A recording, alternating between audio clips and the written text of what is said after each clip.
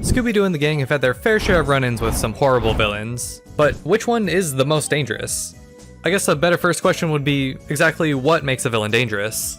Now, there's been numerous occasions where someone dresses up as a monster to try and get some land for cheap or something along those lines. Boring. I want the real sickos, some downright degenerates. I'm immediately discounting some of the less serious crimes, like menacing for chasing the gang around. Only big-time felonies are getting counted here. Motives will definitely factor in here as well. Some of them are just straight up evil. So, who do you think it'll be? I bet you already know, but let's still find out together. Alright, let's start off with a pretty easy one. Al from the A Pup Named Scooby-Doo episode titled Scooby-Doo.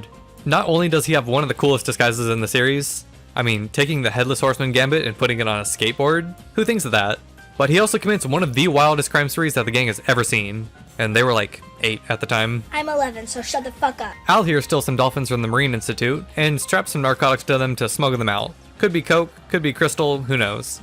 But having one of the villains be an actual drug dealer is such a wild move for a kid's show that it could really only exist in the 80s with the War on Drugs campaign, and we've never seen anything quite like him again. Let's pop on over to Be Cool Scooby-Doo for a truly vile villain, who also looks totally badass. Might be a new theory that I'm crafting here. The cooler the designs, the better the crime sprees. Gustavo from the El Bandito episode not only has a pair of wicked swords to attack the gang with, but he also locks them inside of a mausoleum, giving him the time to attack the Dia de los Muertos celebration. Now, usually, no big deal, right? Well, this time they really play up the danger factor. The gang note that the oxygen levels are depleting quickly, and we see the candles slowly start to die out, which is a really good bit of environmental storytelling. Surprisingly, in Mexican law, from what I could find at least, the false imprisonments were actually more serious than the attempted murder, which is always interesting to see. Even so, he still got over 250 years in prison. But that's not even the only time that the gang almost died in Be Cool Scooby-Doo. As in Omelets Are Forever, they get roped into this James Bond type spy plot, as the name would suggest. And this roided out super spy named Minus does everything he can to destroy them. We've got lasers, car chases, plane hijackings, and a literal bomb. Also, the way he picks up the Doctor and uses them as a weapon is just really funny. Definitely one of the more iconic ones from this series. I think based on name value alone, the Joker has to be on this list. But his sheer amount of appearances puts him up there with some of the greats. His first appearance comes all the way back in the new Scooby-Doo movies, which sees him team up with Penguin to run this counterfeiting ring and also take the Batmobile out for a spin. Look, I'd be lying if I said I didn't want to do that too. But these goofballs couldn't stay gone for long, coming back like 12 episodes later for the Caped Crusader caper, to steal some sort of rubber gimp suit from this factory. Alright, who's top, who's bottom? Standout moment is either taking off with the Batcopter or piloting this remote-controlled bat to pick up a stalactite and use it as a weapon. Absolute cinema. It took him a while to come back, but he did so with a bang.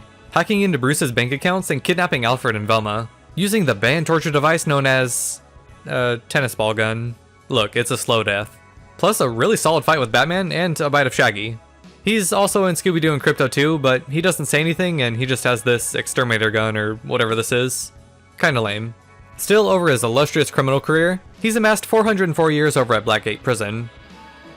Aw man, not again. Alright, real quick while I reboot, shout out to the members over on the Patreon for always being the best. Help support me and check it out if you can, and you'll get your name on here with the rest of these people. Or you can just join for free and see what we're all talking about. I know you're nosy. Now, for this experiment, I did mostly skip over robberies and general theft sprees, otherwise we would have like 400 of them. But I will make an exception for the greatest heist you've never heard of. Tessie from Strange Encounters of a Scooby Kind doesn't just steal some radioactive material, but she takes over $1 billion worth and manages to pack it all into the sedan. Not only a bonus for the sheer amount, but also a bonus for her keeping the suburban mom craftiness. That said, I do still think her costume looks like CeeLo Green, but maybe I'm crazy. I love when a villain returns later on to try and exact revenge on the gang. And Freaking Creepy delivers us a 4-pack for the price of 1. CL Magnus originally tried to commit insurance fraud with his fleet of ships. Cuthbert Creeps was an inheritance hijacker. Lila faked her own kidnapping to snake her bandmates out of their song rights. And Mama Mion ran her own prisoner smuggling ring. On their own, not the worst offenders. But combined, they return to try and kill the Mystery Gang. They don't even hide it either, which, fair enough. Not only do they blow up the Mystery Machine, but they also blow up Velma's castle that she just inherited, where they also try to seal the gang into the mines. Honestly, if you told me in their original episodes any of these goofballs were capable of something of this magnitude, I'd call you a damn liar. But hey, good for them for actually getting plans out of the group chat. Alright, enough beating around the bush, let's get to the hardcore criminals. Now, it's really up to you if you want to include the Velma show in something like this. I mean, it's technically a Scooby-Doo show on Wikipedia, but there's also no Scooby-Doo, of course, so take it how you will. But since it is an adult animation show, derogatory, we have some more adult themes. All three of the main villains are actual murderers, but I really only care about one of them. Scrappy Doo is Season 2's puppet master, and was the one who was killing all the guys in town. Now, allow me to be controversial here, but I think we can all agree that murder is pretty not chill. But he did take out one of the nastiest, meanest, downright awful characters ever put to screen. Yeah, it was Velma. You know what? He's cool in my book. But that's not the only time that everyone's favorite little pup was the villain in one of these things. His other time coming in Raja Gosnell's first live-action movie in 2002. Taking over Spooky Island and essentially holding everyone hostage by extracting their souls and keeping them in this giant cauldron. Tempted to give him a pass. But I was also forced to see Buff Scrappy and a bunch of these nasty little goblins. If I were to combine the crimes from the two, he's got 10 life sentences and over 9,000 years in prison to go with it. Oh, hey Vegeta. But he's not the only murderer the Scooby franchise has had the pleasure of dealing with. And also not even the most iconic if we're being honest. Not his fault really. No one even comes close to the divas from Zombie Island, the original Catgirls, and Catboy. Simone, Lena, and Jacques are by far the best written villains in the franchise, being given enough build-up to make the sort of twist ending hit even harder. The twist, of course, is that they're not just people in a costume, but actual monsters. Their transformation scene and all of their flashbacks just add to the extreme scare factor. But they are serial killers, tallying up by my count 31 people. And not even one of those, oh, they might have survived situations. No, look at these zombies. Now, they did kill the pirates that pillaged their town, some colonizers, and also some Confederate soldiers. So who's to say how many of these were warranted or not? But the proof lies in the swampy marsh. I've saved my two favorites for last, mostly because they're essentially the same villain in a different font. Dr. Phibes from Shaggy and Scooby-Doo Get a Clue is the epitome of weaponized incompetence. Literally nothing ever goes right for this guy.